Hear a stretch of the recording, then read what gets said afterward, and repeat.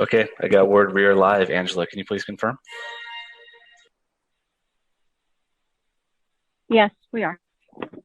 Thank you very much. We'll bring the meeting back to order. And I do, just as far as a process question, we had a board member, Haviland, ask about adding items of business to the consent calendar. And our counsel said that that would not be appropriate. However, as we move through these items, if any of the board members would like to waive the staff presentations, just go ahead and raise your hand before we get started on the item, and I'll call on you and we can go ahead and do it that way. So with that, I will hand the mic over to Ms. Barbara Boswell to take us through item 1.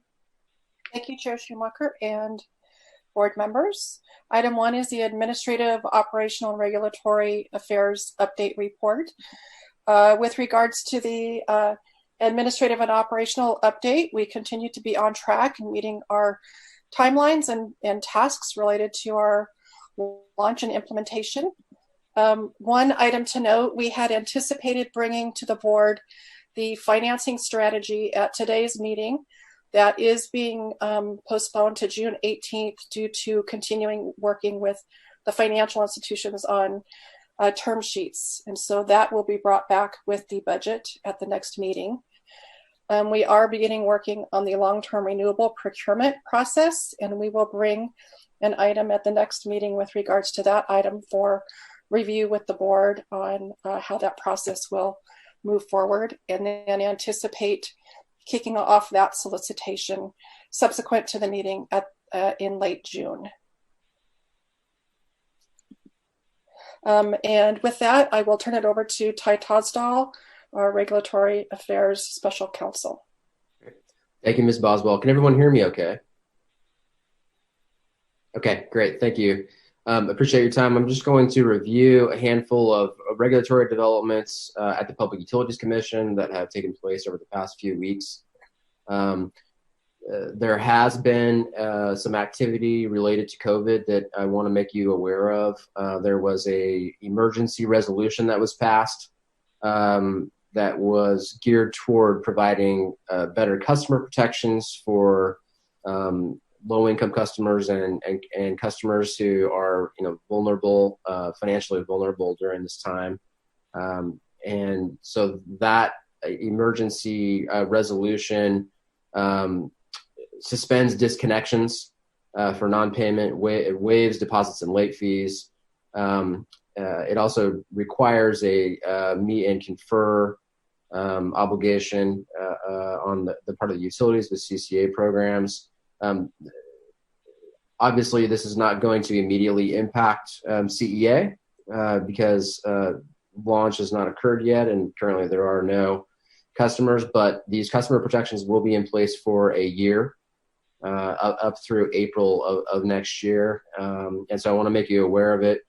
Related to that, there has also been a proposed decision that was issued in a disconnection rulemaking, which doesn't explicitly have to do with COVID, although there's a little bit of language that was added in related to COVID, and will, because it's a permanent decision, when it does go into effect, will have an effect on CEA.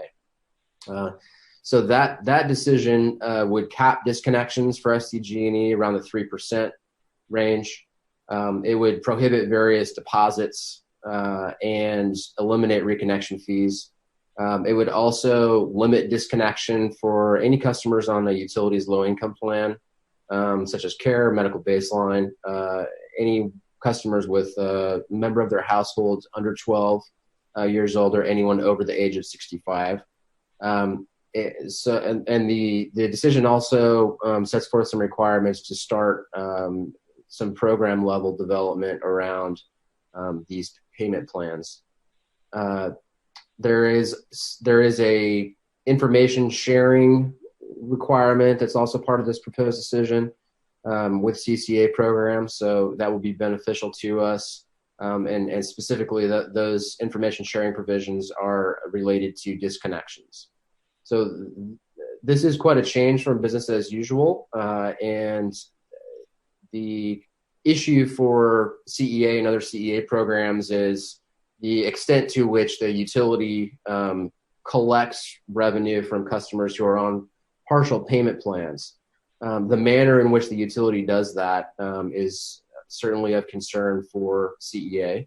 And so we will be working toward developing a better understanding of that, and also working with our trade organization, CalCCA, who is involved with this proceeding, to make sure that those sort of payment allocation provisions are in place. So we will certainly report back about this issue going forward. We are actively monitoring it. It may be voted out from the commission as soon as June 11th. So we'll certainly have a report about those developments for our next meeting. A couple other things I will just mention very briefly. We had discussed previously the proposed decision by the PUC to create a central procurement authority a central procurement program for local resource adequacy. The proposed decision exempts SDG&E, but still may have some impacts on the RA market. So we're anticipating a decision regarding that issue from the commission next week, next Thursday.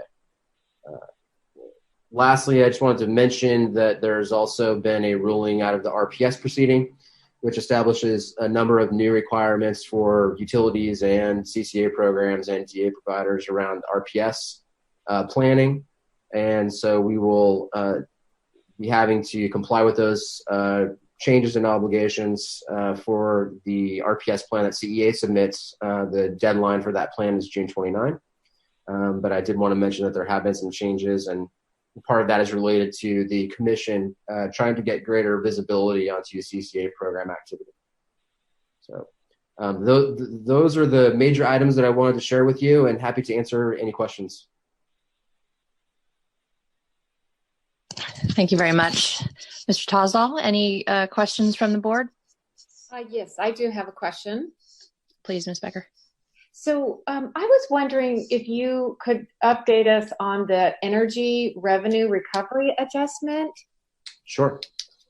Happy to, Ms. Becker. So SDG&E's filed their application for what's called the ERA forecast, and that is a reconciliation proceeding in the sense that the utilities get their rate approvals for 3-year cycles, and then obviously as each year brings different costs and revenues that are anticipated. So the concept behind ERA is to go through an annual reconciliation process. It is also the proceeding where SDG&E sets its PCIA rates for the next year. So that proceeding that application was filed last month, and we are monitoring that one closely. Unfortunately, the way these proceedings are structured, a lot of the activity doesn't happen until the end of the year, when the Energy Division at the Public Utilities Commission produces a number of calculations, and the utilities contribute a substantial amount of additional data. But nevertheless, that proceeding is underway, and so we'll be monitoring that as it develops and bringing back some information about the anticipated PCIA rates and the status of the proceeding. So it looks like they're asking and they're filing for lowering the generation rates by 20%. Yeah, and I can get back to you with some more details about ERA, Ms. Becker, and for the rest of the board. About the specifics. Does it affect our bottom line greatly? Yeah, it's something that should be taken into consideration in terms of achieving rate parity is the primary thing to be concerned about. Also, to the extent that there's an increase in the transmission and distribution rates, that is something that we'll need to be monitoring closely as well. So this is something that we want to be the developments in this proceeding are something that we want to be conveying to the management and to our consultant teams who are handling the financial planning and the procurement. Okay, because I think that's going to be a major impediment to attracting more cities jumping online with so much uncertainty. Well, what we can do, Ms. Becker, is bring back some additional details, either in the form of a memo or for the next meeting, as you prefer, so we can get a little bit more of an advanced look at that. I will caution everybody that, again, things do not happen in that proceeding definitively until the end of the year, until November. But nevertheless, I think it's important to stay apprised of what SDG&E is proposing. And is there anyone that counters that? Do we have people? Yep. Okay. It's been customary for CCA programs to get involved in the SDG&E. In the utility era filings, and so that's something that we can do. I know that we are involved. Our firm is involved in that proceeding working on behalf of SDCP. So you have there's a friend in that proceeding, if you will. So, want to share that. Certainly, it is an annual ritual of sorts for the CCA programs to get involved with the ERA filings, once they're up and running, because of the cost impacts and the sort of issues that you just identified. Right. Okay. Thank you. Sure. Great questions, Ms. Becker. Thank you for that. Ms. Haviland, did you have any questions about this or any of the other items in item number 1? I did not. Thank you. Okay, thank you. I did have just one process question. I did have a question from the public regarding the long-term renewable procurement, the RFO that would be sent out. The question was whether or not the RFO would be brought back to the board for review, discussion, and input prior to it being sent out for solicitation. Thank you. Yes, we will bring it back for discussion on June 18th prior to the solicitation going out. Wonderful. Thank you very much, Ms. Boswell. Seeing no further questions, we will, those two were receive and file items. So we'll go ahead and do that. No vote is required. And we'll move on to item 2, which is the Clean Energy Alliance Treasurer's Report. This is the first such report we will be receiving, and seeing if there are any requests for waiving the staff presentation. Seeing that there are none, I will go ahead and ask Ms. Boswell to fill us in. Thank you. Thank you, Chair Schumacher. As you did mention, this is the first Treasurer's Report being presented to the Clean Energy Alliance Board. And I would like to turn the presentation over to our Interim Treasurer, Marie Bercuti, for presentation. Thank you and good afternoon. This report, the staff recommendation is to receive and file the Treasurer's Report. Your first item here is your budget to actuals through April 30th, 2020. We are recognizing 100% of the revenue that we are expecting from the 3 cities of $450,000. Looking at the expenditures of a total $211,162,000. That is 47% of expenditures as compared to budget at April 30th, 2020. We anticipate that we will have savings through June 30th, which you'll see on the next screen, of $154,500. Next screen, please. So in looking at the pattern of our expected expenditures through the end of the fiscal year, we anticipate $154,500 savings. Our CCA bond was paid at a lower amount than we had originally budgeted. We budgeted $147,000 and we actually paid $100,000. We are seeing savings in legal and consultant travel, and the savings available for fiscal year 20, the savings available of $154,500 will be available for our next fiscal year budget. Next screen, please. Looking at our statement of net financial position at April 30th, 2020, our operating account at River City Bank is at $146,550. We have a due from other governments of $150,000 for the from City of Del Mar that we received this week. Our total assets are $296,549,000. Our accounts payable, which are our liabilities, invoices received but not yet paid, are $57,712, and leaving a reserve for future expenditures of $238,837. Next screen, please. And then this is the list of payments that have been paid through City River Bank of $153,451 through April. And I am available for any questions. Thank you very much. And I will see if there are any questions from the board. Seeing that there are none, I will thank you very much for the presentation. This is a receive and file item, and so we will go ahead and receive, file, and move on to item 3, which is review and provide input on the draft Clean Energy Alliance fiscal year 2021 budget. Thank you, Ms. Chair Boswell. Schumacher. Thank you. The item before you, the recommendation is for the CEA Board to review the draft 2021 budget and provide input on the draft, and for staff to then be directed to bring the final budget, including input from the board, to the board for adoption at its next meeting on June the 18th. The fiscal year 2021 work plan, we will be focused on several activities related to the launch. We are anticipating a May 2021 launch of the Community Choice Aggregation Program. A significant effort that will be undertaken is our marketing and customer outreach plan and development. So that will include developing a comprehensive strategy for outreach and education, developing our required mailers along with any other marketing materials to be used for explaining the program and the benefits of CEA to our potential customers, and with a goal of minimizing opt-outs to the extent possible.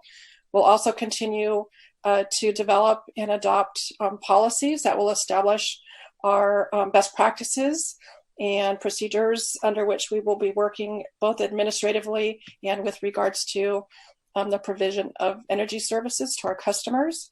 We will be undertaking our procurements, both for including our conventional energy, short-term renewable, and resource adequacy, and then continuing to add to our service providers for ensuring that we have a successful launch and operations in the coming fiscal year.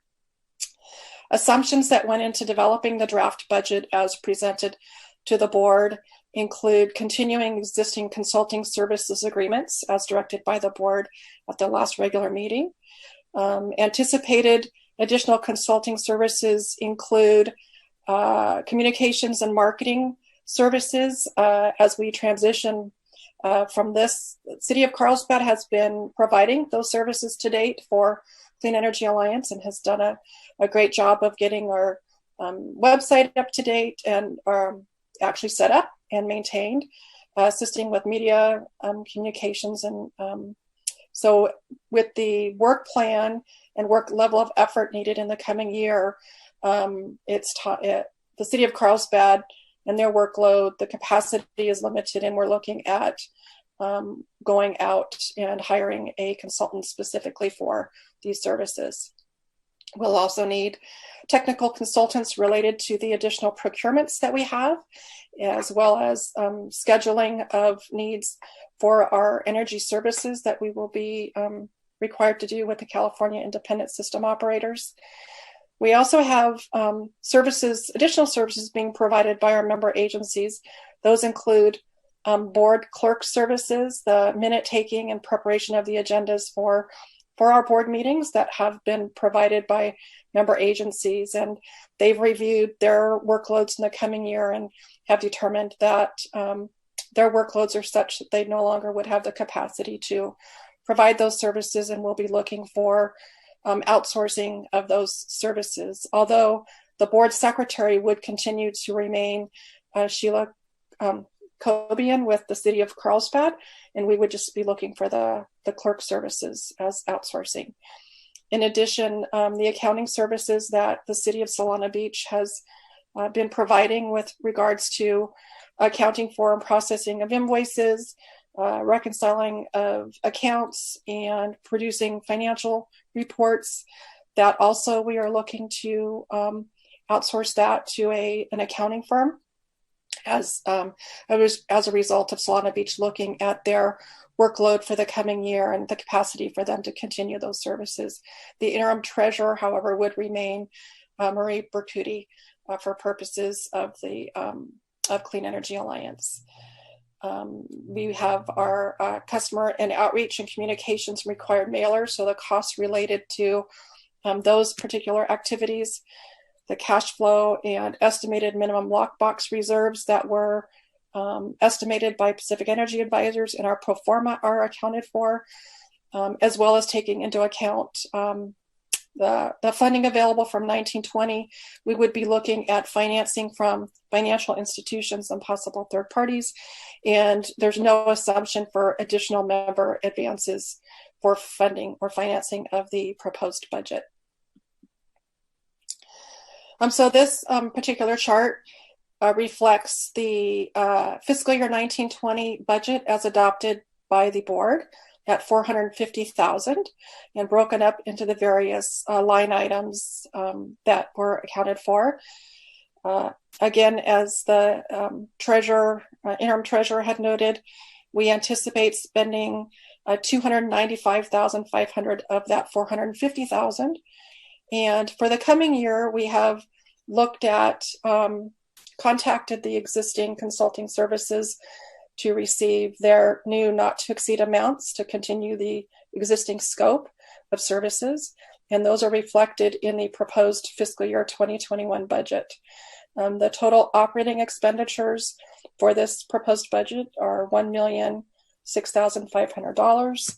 That includes funding for interim CEO and other staffing needs as indicated for the board clerking and accounting services. We have our legal services, professional services, which includes our technical advisors, energy consultants, and our communications and marketing, membership in CEA, and the printing and mailing of our required notices, as well as the other line items listed here. We also have projected $3 million in non-operating expenditures, which include a $500,000 deposit with the California Independent System Operators, or CAISO, which is required for Clean Energy Alliance to participate in a activity known as congestion revenue rights. And this is a process whereby we would be have the opportunity to receive revenue related to the congestion revenue rights process. That $500,000 is subject to be returned once we meet the minimum credit requirements as laid out by the California ISO. And then we have our $2.5 million estimated lockbox minimum reserve, as well as the cash flow needs. So the total budget as currently drafted is $4,006,500. Existing agreements to be continued into the next fiscal year include the contract agreement with Bayshore Consulting Group for interim chief executive officer. We have our general counsel, RWG Law, special counsel with Tosdall APC, our energy transactions attorney, Hall Energy Law, and then technical consultants, Pacific Energy Advisors. And these chart reflects those not to exceed amounts for the full fiscal year. Just by way of information in terms of how the cash flow works and when we may anticipate seeing cash payments as a result of serving customers starting in May. The typical cash flow process is in May, our month one is May 2021. We would begin providing energy to customers. Customers will start using our power. We would then be billing for that energy in June, and then customers have approximately 20 days from bill presentment to make their payment.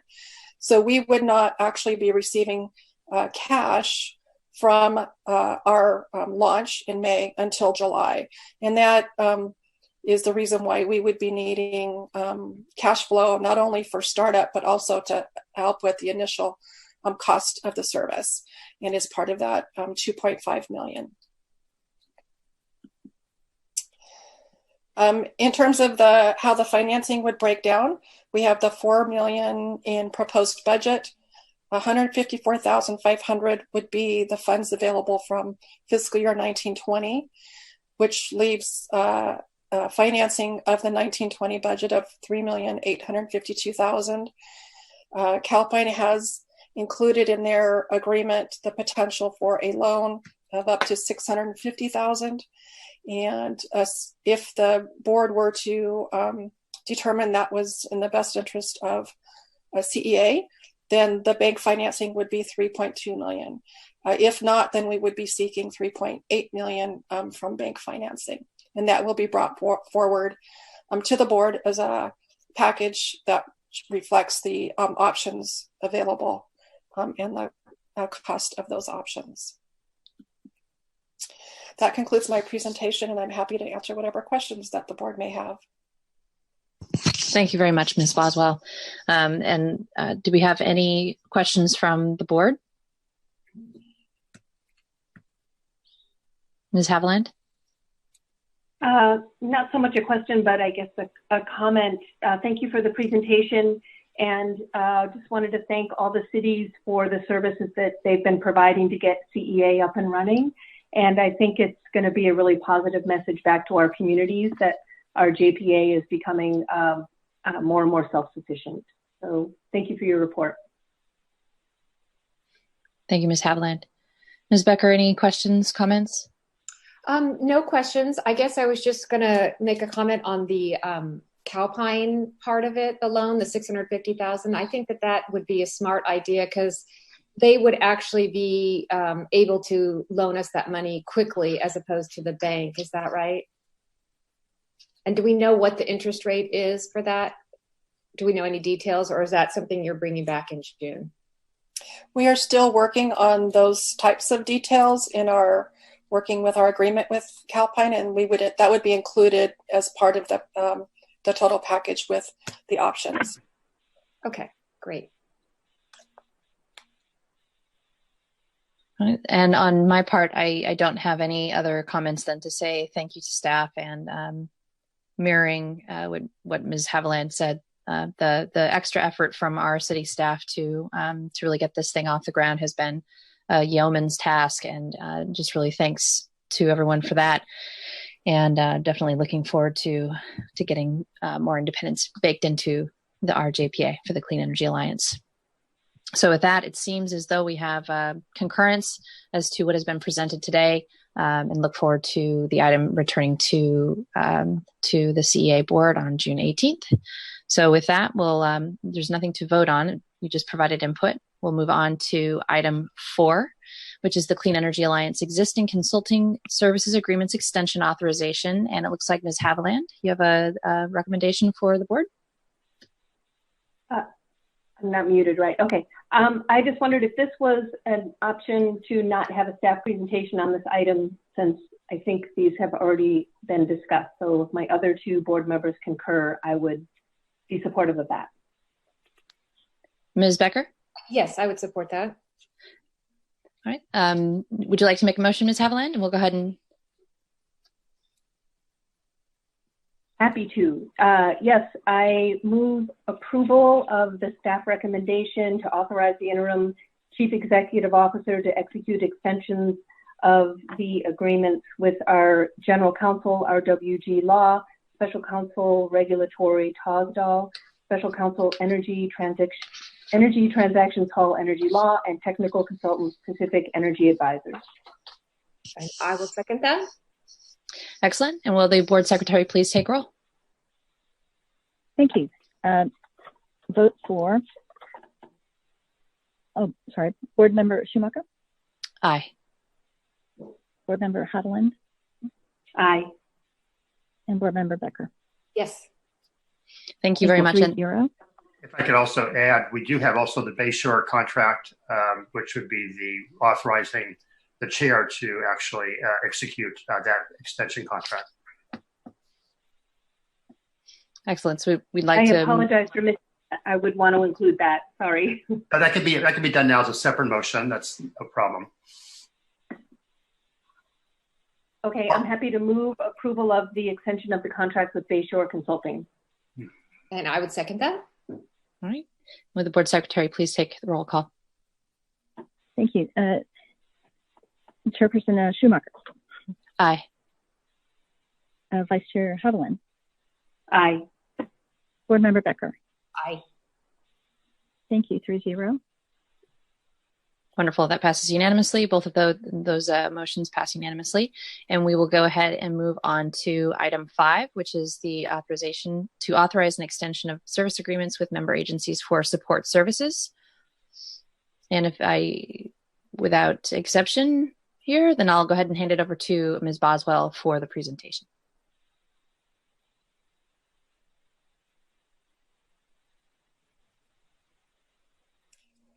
Thank you, Chair Schumacher. The item before you is to authorize extension of the service agreements with the City of Carlsbad and City of Solana Beach. City of Carlsbad would continue to provide the interim board secretary duties, and City of Solana Beach would continue to provide the interim treasurer and chief financial officer and auditor services. The CEA Joint Powers Authority Agreement does provide the requirements for CEA to appoint a board secretary, and Sheila Cobian has been providing those services to the board since November 5th, 2019. And as previously mentioned, CEA would be seeking consulting services for the clerk duties related to the board meetings. And in the event that the Citizen Advisory Committee moves forward, then they would also be assisting with those meetings as well. And Sheila Cobian would continue to be the interim board secretary of record.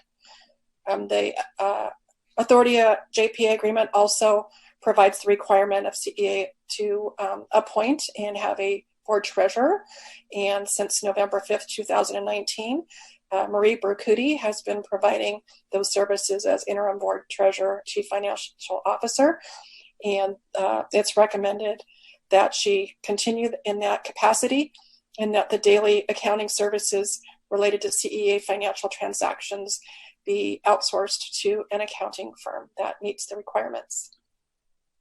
And with that, conclude my presentation and welcome any questions. And any board members have any questions or comments?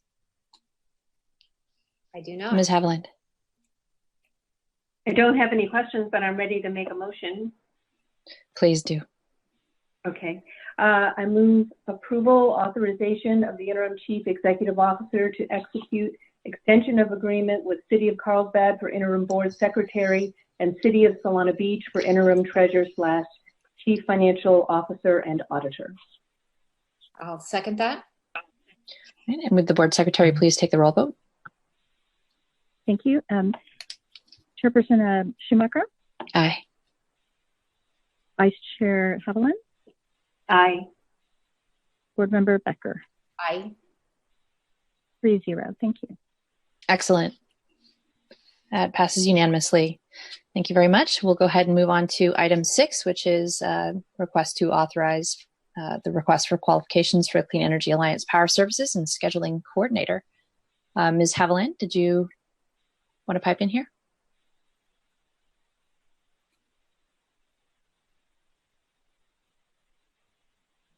Nope. Okay. I saw the hand raised. Okay. With that, I will go ahead, if there's no objection, hand it over to Ms. Boswell for the presentation. Thank you. Thank you, Chair Schumacher. The item for consideration before the board is authorizing the interim chief executive officer to issue a request for qualifications for portfolio management, energy advisory services, and scheduling coordinator services, and the results to be returned to the board at its meeting July 16th, 2020. As a operational CCA, and as we move towards being operational, CEA requires additional technical services in preparation for procurement and provision of energy. That includes assistance with procurement, portfolio management, and scheduling coordinator services. We currently have an agreement with Pacific Energy Advisors. Their existing scope is limited to the development and update of the CEA pro forma. They have prepared and filed the year ahead resource adequacy forecast and will be working and are working on the related resource adequacy procurement. They are working on the initial long-term renewable procurement preparation they have prepared, and will be updating the Renewable Portfolio Standards Procurement Plan, the Integrated Resource Plan, and then also assisting with rate setting activities. This particular consulting services RFQ would be expanding into the areas of portfolio management. The successful respondent would be responsible for developing and implementing a portfolio management strategy that is in alignment with Clean Energy Alliance's stated and adopted goals, including any carbon reduction targets and power product mix options as identified by the CEA board. They would also be working with CEA to develop an energy risk management policy and identify and recommend risk management strategies as we move into the energy services service. They would also be working on power procurements beyond what is being currently provided by Pacific Energy Advisors, including procurement of our conventional energy, any additional resource adequacy, short-term renewable energy, and carbon-free. Again, these would be done consistent with CEA goals and priorities, as well as the California ISO rules and practices. We would be also looking to them to assist with program support in developing programs as adopted and identified local renewable energy storage and any other policies and programs as identified by the CEA board. Scheduling coordinator services includes short-term forecasting of CEA's energy needs. They would be responsible for scheduling those energy demands into the day-ahead market of the CAISO, and then validating the weekly statements we receive back from the California ISO. They would also be responsible for working and managing our congestion revenue rights portfolio and bidding into this congestion revenue rights auctions for monetizing our allocations. We would also include in there that the successful respondent be capable of scheduling any future CEA owned or controlled generating facilities should the board determine that they want to move forward in having CEA owned facilities. We want to make sure we have that capabilities provided by this consulting services. As part of the RFQ process, we would want to provide the most flexibility to the board in selection of the consultants to provide the best value to Clean Energy Alliance. And so we would provide the opportunity for respondents to respond to all or a portion of the services listed in the scope, and that the respondents could also expand on services not necessarily identified in the RFQ if, as they deem, would be beneficial to Clean Energy Alliance. That concludes my presentation, and I'm happy to answer any questions that the board may have. Thank you very much, Ms. Boswell. And do my colleagues have any questions? No, I do not. Ms. Haviland. Question about Pacific Energy Advisors, and are they going to be responding to this RFQ? And if we end up having multiple companies for these technical energy services, is that an advantage or a disadvantage, or do you think that matters, just based on your experience? Board Member Haviland, thank you for your question. I would anticipate that Pacific Energy Advisors would respond, and that we would also have other consulting firms that would respond. There would be coordination if we had more than one firm providing, for example, procurement activities. There would be coordination between those entities that would need to take place, but I think that's something that would be manageable. It's also not uncommon for scheduling coordinator services to be provided either by the firm that provides the procurement activities or a different firm. And again, coordination between those firms is easily managed and handled. Okay, thank you. All right. Ms. Boswell, I did have a question specific to the term of this scope of work. Is this something that we would be looking at? You did mention energy generation, but is this something that we'd be looking at for a longer term position, whether it's a long-term consulting position or a position that eventually down the road we would want to in-house?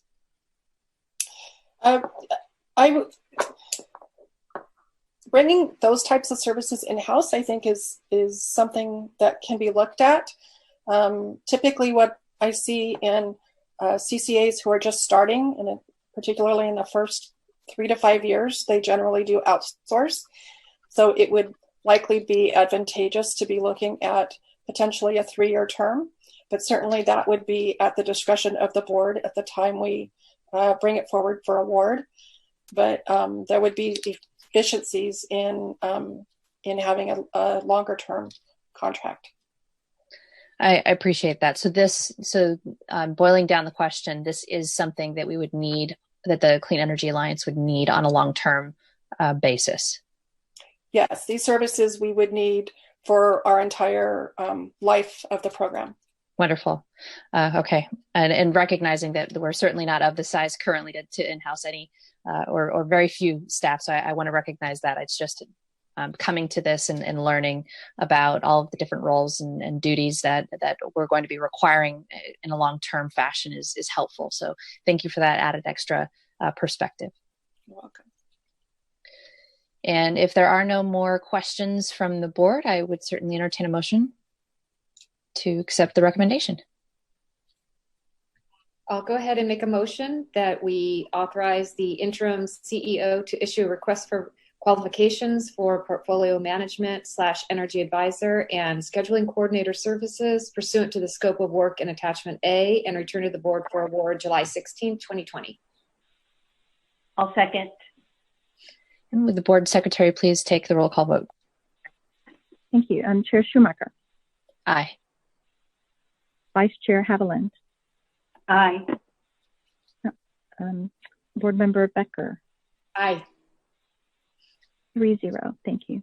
Thank you very much. That item passes unanimously. We'll go ahead and move on to item 7, which is authorizing request for a proposal for communications and marketing services. Ms. Boswell. Thank you, Chair Schumacher.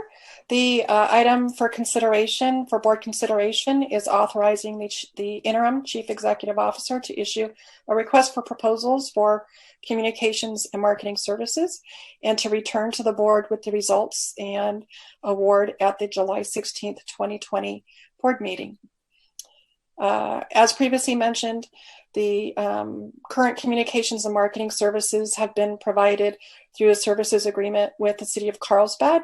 Through their great work, we have our Clean Energy Alliance website up and running. Our email addresses are established, and they have been handling for us our media and press releases activities. At this time, it's appropriate to be looking for a communications and marketing services specialist to provide our 2021 service needs and work with us in developing a comprehensive customer outreach and education campaign program in support of our May 2021 launch and help to develop our CEA Clean Energy Alliance brand. They would be required to help with the customer communications and mailers, and that the mailers be developed in such a way that we address concern and then reduce the opt-outs from our program. They would also be responsible for updating our website to provide the optionality that will be needed for customers to make their elections to either opt up to any voluntary products offered or opt out, and would be working on media relations. The RFP would be due and results reviewed and then brought forward for board award at the July 16th, 2020 meeting. And that does conclude my presentation. I'm happy to answer any questions. Thank you very much, Ms. Boswell. Any of the board members have questions related to this item? I do not. Seeing no questions, I would entertain a motion to accept this staff recommendation. I'm happy to make the motion. I move approval to authorize our interim chief executive officer to issue a request for proposal for communications and marketing services and return to the board for award at our July 16th meeting. I'll second. And will the board secretary please call the voice vote? Thank you. Chair Schumacher? Aye. Vice Chair Haviland? Aye.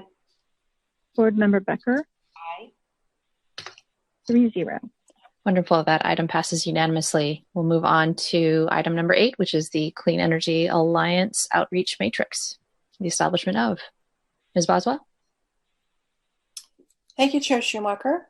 The item for board consideration and discussion is to review, discuss, and approve the Clean Energy Alliance Outreach Matrix. This is being brought forward at the request of the board in order to develop a more defined strategy, for lack of a better term, of reaching out to potential new member agencies and with regards to potentially joining Clean Energy Alliance.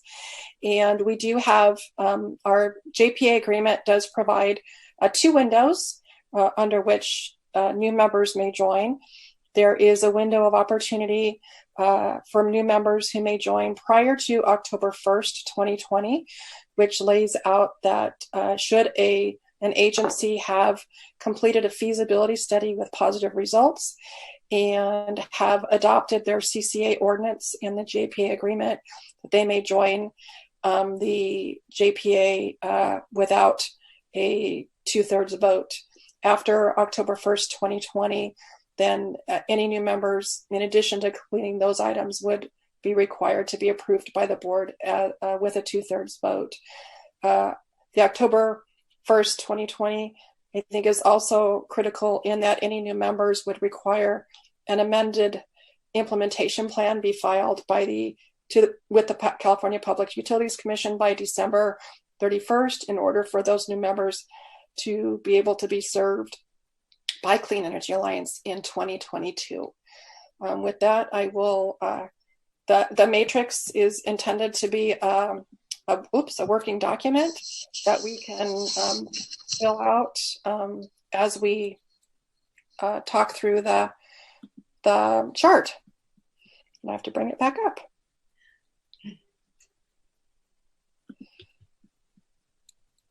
Let's see.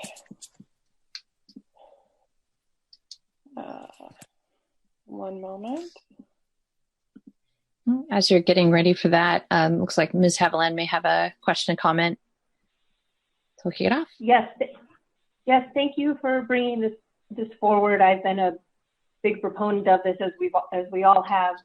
So I want to first put out there that I'm able and willing to help out with any of the cities here on this chart. I don't have any special relationships for a particular city, so I'd be happy to take on whatever we determine today. Also, my alternate, Dwight Warden, is also very supportive and willing to help out in any way that we think we could use his service. I'm wondering, given our new circumstances since we originally imagined what this was going to be,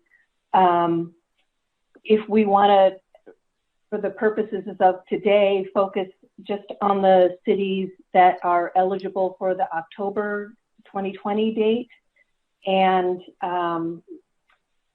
think about other cities down the road when we have more options for reaching out to people and for communicating with people. And I firmly believe that what we are doing here is even more important now, given the situation we're all in, than it ever has been. But recognizing that cities that haven't already invested the upfront work that we have may not have the bandwidth, so I want to be sensitive to that. So those are my initial comments. Thank you.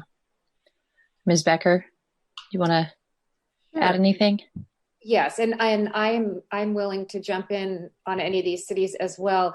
I do feel though that I'd like to recommend Mayor Matt Hall for his relationships with a number of these cities. It seems like he speaks with the mayors of Escondido, San Marcos, and Vista, as well as the county.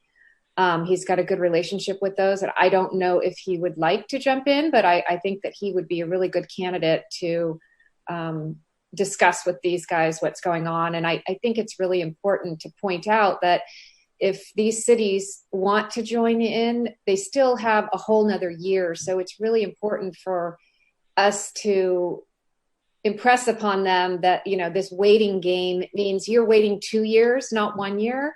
And so I'd really like to make sure and just to emphasize that it's not going to be what I kind of talked about earlier. It's not really going to be about how much money, you know, the CCA can make. It's more about, you know, meeting your climate action plan goals, and the CCA is going to be the only way to do it. So I hope we can impress that upon the cities. So I guess I don't know if anyone has talked to Mayor Hall about that, but I think he would be a good candidate for some of these cities. Thank you very much. And I think your gut is telling you right. The mayor has been in close contact with Escondido, San Marcos, Vista, Oceanside. He has had conversations both with San Diego County. And I would say that the way that I would organize these, just based upon the conversations that we've had throughout the county over the last year, is that you'd have Escondido, San Marcos, Vista, Oceanside as a pack. And then you'd have the County of San Diego, Santee, El Cajon, and Poway. They have said consistently that they would drift over toward whatever the county would do. And we know that Escondido, San Marcos, Vista, and Oceanside are also looking at what the county is going to do as well.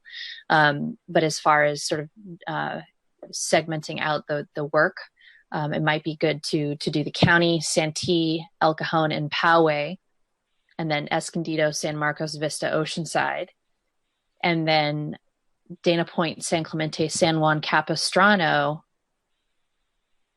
could function really well. And then Lemon Grove and National City could also be a part of that outreach. So does that make sense? I wish I had a whiteboard to draw it out. Ms. Haviland? That makes a lot of sense. And I would just like to offer that for the cities in Orange County, our city manager comes from Orange County and has good relationships with a lot of region, and I could possibly leverage some of those relationships. I'm also on a weekly call, include money. So I'm also forming some of those relationships. So unless block, I would be willing to volunteer for that. Excellent. And then we would have, as Ms. Becker suggested, Escondido, San Marcos, Vista, Oceanside. Have Matt Hall see if he would do that as a representative of the CEA. That would be great. And then I feel Solana Beach should take some of the weight here. So I would volunteer for the other bunch. What does that leave? Does that leave the... So we'd have, there's two kind of subgroups I was looking at too. There's the county, Santee, El Cajon, and Poway. Okay. Lemon Grove and National City can also fall in underneath that, although Lemon Grove and National City are a little politically different. Okay. Okay. I wasn't aware. Does Poway have their climate action, even have a climate action plan? They're going back and forth with it right now, in a similar way that Santee is.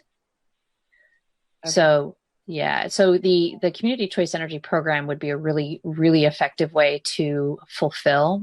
Poway, El Cajon, and Santee are very much in the same kind of bucket of grappling with their climate action plans right now. They know that they need to do it for SANDAG and some of the grants that are available. And the Community Choice Energy program is a really effective way for them to actually accomplish their climate action goals. That conversation is sort of a larger conversation a lot of opportunity there, put it that way. And I think the county also falls within that narrative because the county has been grappling with some litigation around their climate action plan. So it's interesting because that narrative actually flows really well through the county, Santee, El Cajon, and Poway. Does that make sense? Yeah, that would, yeah. Okay, good. Who's ever redrawing those, doing a good job. And then I'd certainly be willing, I've got good political relationships on the Lemon Grove and National City front. So I'd be more than happy to work on those two. Okay.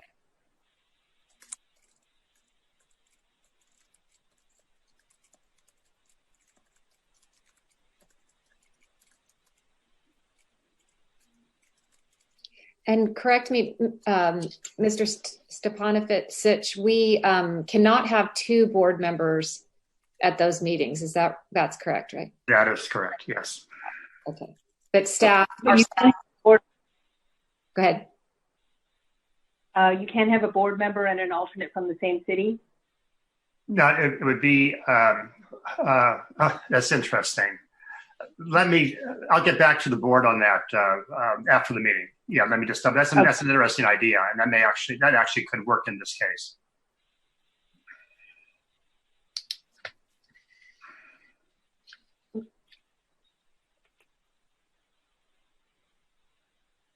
So we're almost in that case then, Ms. Becker, am I understanding you correctly that there would be like a point person and then the other, whether it's an alternate or a board member, would be there just to provide support? And I don't think we're allowed to, because I think that violates the Brown Act. But if you're saying from your own city, maybe that's what was being suggested by Board Member Haviland, not a separate alternate, but the board member, the alternate from the same city, and that may be workable. And I'll just, like I said, like to just think about that a tad after our meeting, and I will report back to everybody if that would be okay.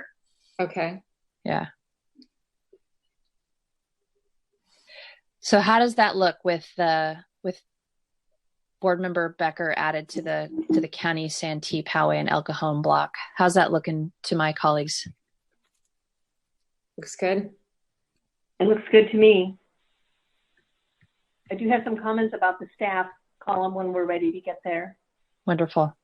If there's no objections, we can shift over to the staff contact side. All right, let's go ahead and do that. Okay. Thank you. I'm not sure how much staff time we can expect in the next 3 to 6 months. And so I think that it's really going to fall upon the shoulders of the board members and the alternates to at least staff from our individual cities. And I'm just wondering if my fellow board members have that same concern. Oh, no, I'm using my staff. No, I'm just kidding.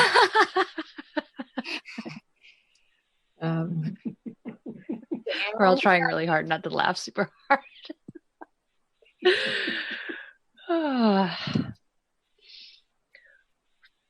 Yeah, Mr. Haber's been pretty incredible. And I know Mr. Wade has as well, and Clem. They all have gone out and really been proactive in this space. But it certainly sounds respectful not to offer their services without conversing with them. So perhaps we can maybe just focus on our own staffs for the point people. Is that what I'm hearing would be most respectful? That would be my recommendation. Thank you. Okay. By the way, I could add in right now, just give a little more thought to the question raised here. I think it'll be fine for a board member to work with their own alternate, because again, there's one vote only being represented there by both those, the alternate and the board member being present at a meeting. So that'd be fine. So that can be done. Wonderful. Thank you, Mr. Stepanovich. That always happens, huh? Okay, so if there's no objection, then we can go ahead and staff with the board or alternate contacts that we've listed, the city same staff. So for Mayor Hall, it would be Jason Haber. For board member Becker, it would be Mr. Wade, or Dan King. Or Dan King. And then Board Member Haviland. Was it going to be Clem or who? Clem Brown. Clem Brown. Thank you. Wonderful. And then with the feedback that we have, and then Chair Schumacher will also have Jason Haber. And then with the feedback that we've had, then also from the board, from Mr. Stepanovich, we're going to go ahead and also allow at the discretion of the point people that we've listed for them to work alongside their alternates or their board member. But the folks that are listed would be assumed the point people. And then I'll check in with my alternate, with Mayor Hall, to see if he is good with that allocation of responsibility. And with that, it looks like we have our outreach matrix. So I would, if there's no other questions or comments, I would go ahead and entertain a motion to approve this outreach matrix. Unless there's anything else. Sorry, go ahead, Ms. Haviland, I apologize. I move approval of the outreach matrix on the screen. I'll second. Well, the board secretary, please call the roll. Vote. Thank you. Chair Schumacher. Aye. Vice Chair Haviland. Aye. Board Member Becker. Aye. 3-0. All right, that passes unanimously. And with that, I'd also like to before we close out this item, I wanted to check in and get some comments, if possible, just about timing. Do we want to set some expectations for ourselves as to when we want to bring back feedback on this? What do we think about that? Ms. Becker, did you have comments, or Ms. Haviland? I'm sorry. Absolutely. Repeat the question. I agree with you. Sorry. It'd be good to have a target date. If I don't have a date, then it doesn't get done. So, and we have different timing for these different cities. So maybe the initial outreach to various members of the various council members and mayors of the cities that we're responsible for at our next progress made on that.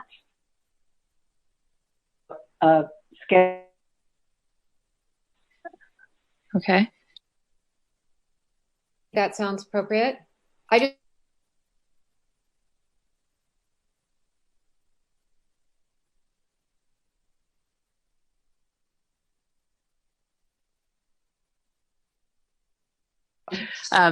do we want to have a standing item for new member outreach updates on future agendas?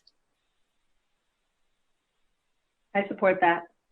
Yeah, that might be good updates. Okay. So I'll go ahead and work with the chair to ensure that we have that those updates and added to future agenda items just as a consistent item. And then we'll look for initial outreach at our June 18th meeting, which I believe is the next meeting.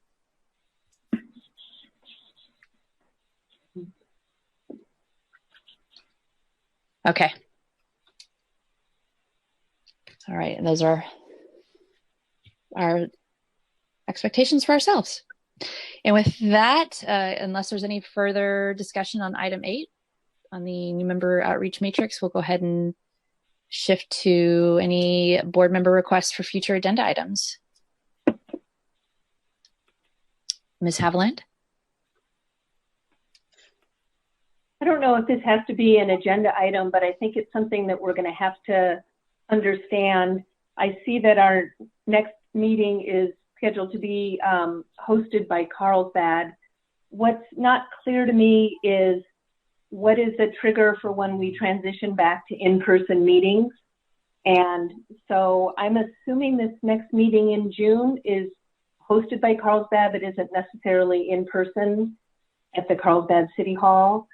And I'm wondering legally, when will we be required to go back to in-person meetings, and what steps we would need to take if we wanted to do that sooner as a board, and if we don't all open up our town halls or city halls at the same time, which is also a possibility.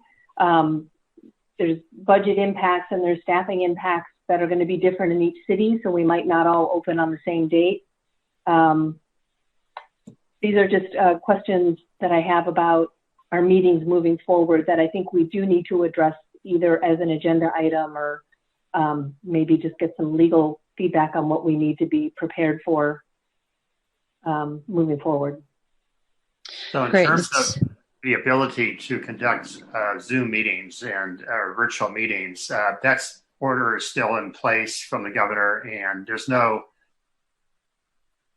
I'm definitely presuming that's, and I think we'll have to see down the road,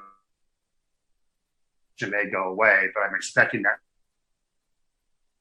And clearly what we're seeing with cities right now is going into June to have social distancing is being followed. But again, that's going to be a judgment call made by this board and your respective cities as to when that would be an appropriate time. Great comments. Mr. Stepanisic, would it be considered a Brown Act violation for the CEO to reach out if there are some changes in procedure that are coming down? Would it be a Brown Act violation for the CEO to reach out to each respective board member to gauge their willingness to meet in person should the opportunity arise? I think that would be appropriate. If it's just a one-on-one conversation and you're not sharing everyone's viewpoints, I think that would be fine for the interim CEO to get that input from each of you. There's obviously a sensitive decision, and I think that would be appropriate for her to get that input from each of you. Okay. So does that relax some of the concerns, Ms. Haviland, that you might? Yes. Thank you. Okay, excellent. Ms. Becker, any requests for future agenda items or for the closing comments? I do not have any. Thank you. Okay, thank you very much. So we'll go ahead and adjourn this meeting, and our next meeting will be June 18th at 2 p.m. At or hosted by the City of Carlsbad. Thank you very much. Thank you. Thank you. Thank you.